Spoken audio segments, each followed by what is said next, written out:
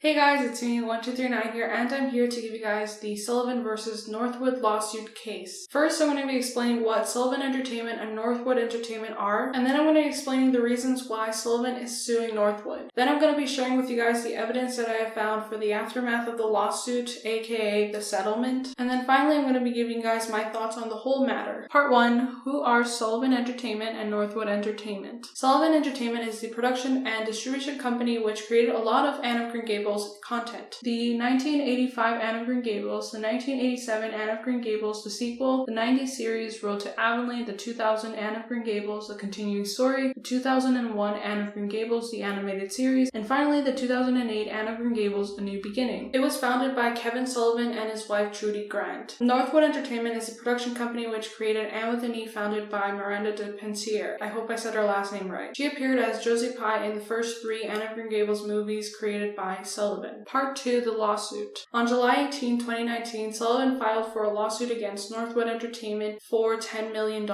claiming that they appropriated the Sullivan works. I will leave a link to the legal document in the description box of this video that I'm going to be sharing with you guys today. Examples of what they claim to have appropriated are copying the decision to set the story in the late 1890s as in Anne 1 and Anne 4 instead of being set in the 1870s as in the Anne of Green Gables novel, copying the use of steam trains from a scene in Anne 3 not available in the 1870s, copying the set and depiction of Charlottetown from Anne 4, copying the opening sequence of scenes from Anne 1 during which Anne's life of hardship and emotional abuse at the hands of the Hammond family is depicted before being sent to the Hopetown orphanage and ultimately to Green Gables, including copying the staging and story sequence wherein Matthew passes by Mrs. Lynn's house on his way to the train station to pick up Anne, and offering up to Marilla that she is good at washing dishes from Anne 4. I will take care of these dishes for you, Miss Cuthbert. You will see. I'll do them right. Copying the concept and scene of the class spelling bee to establish the rivalry between Anne and Gilbert Blythe from Anne 1. Copying the concept and scene of the class spelling bee to establish the relationship between the teacher,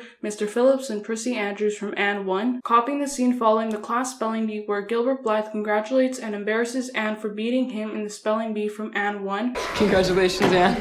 I should have added the E.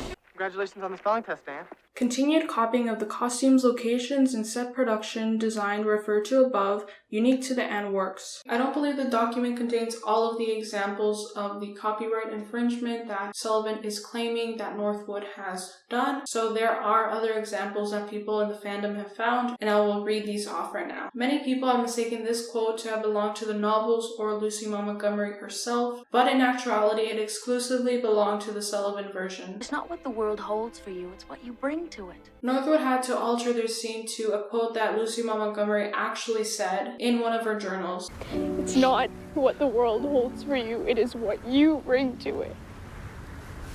And you bring so much. It is not what we get out of life, but what we put into it. And you bring so much. I believe this quote is the one that Kevin Sullivan used as inspiration to create the quote that he used in his movie. I think here is another instance where Northwood did not do enough research to know that this is exclusively a Sullivan quote. True friends are always together in spirit is never said in the actual novel, and thus they ended up having to edit this part out of the title sequence and change it into something that Anne actually says in Anne with an E. True friends are always together in spirit.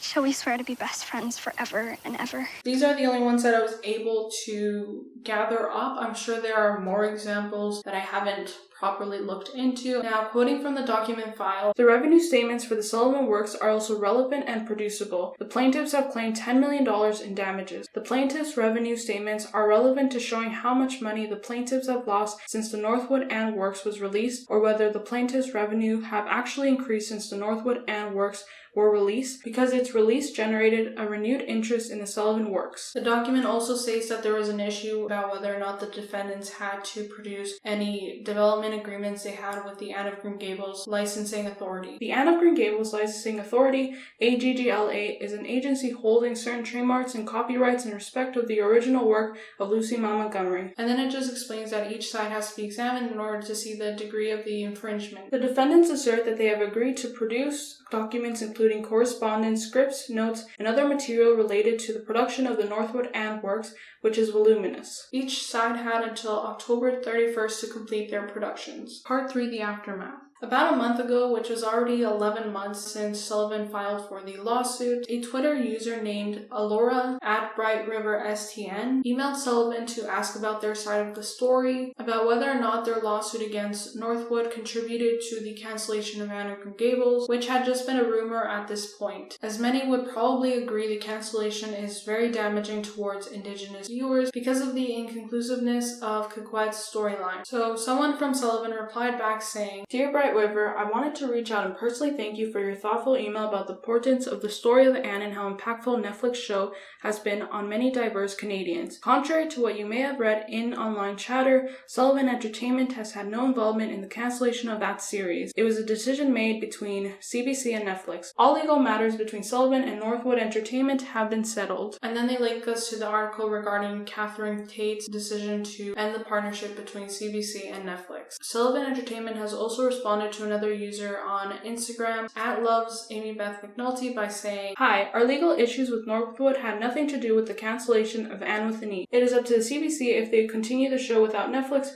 who broke their partnership with for production. The CBC seems very interested in Canadian-made content without the involvement of Netflix. All we can say is keep trying to get their attention." After these two responses from Sullivan came out, I decided to look further into the settlement. I wanted to see how much Northwood Entertainment had to give to Sullivan in order for them to have that settlement. Now, the information I'm about to tell you guys is just theories and speculations. I don't know how accurate these numbers are, but I'm just going to share with you guys what I have found. I first looked at Sullivan's revenue. As you can see, for all of 2019, Sullivan was only making a trend of around $2 million to $3 million every quarter of the year. Then in 2020, we start at $2 million, but then we see a huge jump to $7 million. I thought, how unusual. Could this be because of the lawsuit? Let's look at Northwood Entertainment's numbers. Northwood starts with $3 million the first quarter of 2019. They increase to $5 million until the third quarter, and then they stay at $5 million. Then in the beginning of 2020, we see a huge decrease to $600,000. And then a huge increase again to $5 million in the second quarter. My theory is that this increase is a result of the lawsuit. I don't think it is a coincidence that Sullivan had an increase in their revenue after Northwood lost a lot of theirs. Northwood was probably able to generate more revenue in the second quarter of 2020 from what they earned with the release of season 3 on Netflix and the sales of their merchandise. Now I'm just going to say this again, this is just a theory. I don't actually know how much Northwood gave to Sullivan. Of course, there could have been other things to have impacted Northwood and Sullivan's revenue during this time, especially with the pandemic going on right now. But I just think it's too much of a coincidence for Sullivan to have made that much money in that short amount of time. Part 4, my own thoughts. I think this is a pretty complicated situation. I remember finding out about the lawsuit a few days after it happened because someone DM'd me on Instagram asking if this would affect a season 4 renewal for Anne with an E. I refrained from talking about it initially because I felt so weird about it. I felt like if I talked about it, then I would have to necessarily choose a side, and I love both versions a lot, and I honestly didn't know if it would impact a renewal for Anne with an E. And I also don't know if it really did at this point. I'm not sure. But now that a lot of people in the fandom know about this lawsuit and it's been settled already, apparently, I feel like I can talk about it now. With the setting, costuming, and staging copyright, I think it's a bit harder to say how much Northwood was replicating or inspired by, just because it's harder to quantify how much copying there was involved, if that makes sense. On the other hand, the direct quotes from Sullivan, well, I don't really think there's that much you can argue regarding that. I think the main issue was that because the Sullivan version was the most quotable and most well-known Anne of Green Gables version that there was before Anne with an E came along, a lot of people, including myself, tend to get the book quotes messed up with the exclusively Sullivan quotes. As a result of that, and because I believe that Northwood did not do sufficient research in order to make sure that they were quoting directly from the book and not from Sullivan, it probably made it easier for Sullivan to prove that there was copyright infringement. Now, with that being said, I would love to hear your thoughts about this whole matter. As I already said, a link to the document containing all of the lawsuit information will be linked in my description box below, as well as links of everything I used to film this video with. They are Amazon affiliate links, so if you purchase anything from the Amazon links below, I'll get a small commission from it, and you'll be basically helping to support this channel and myself. I love you guys so much. Thank you guys for always watching. Thank you guys for watching this video. If you think anyone in the fandom should watch this to be informed of this lawsuit, then please link it to them. I hope you guys enjoyed this video. Follow me on all my social media accounts. They should be appearing on the screen right now. Subscribe to this channel if you guys want. Turn on the post notifications bell to be updated whenever I post, and I'll see you guys soon. Bye!